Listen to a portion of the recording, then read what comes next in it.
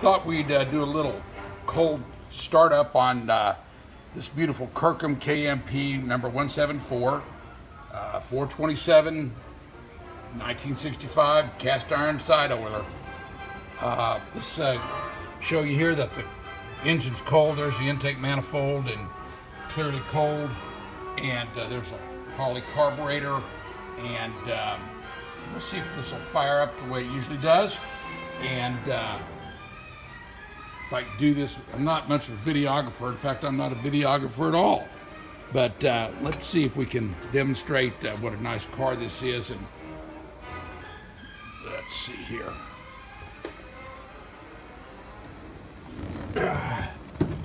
Not as agile as I used to be. It's never that agile anyway. But there's our gauges.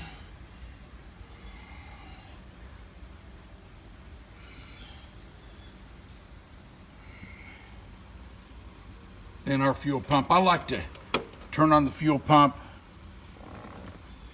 You can hear it spool up, and it usually gets to about 5.5 or 6. And let's just make sure that we're out of gear here. We are.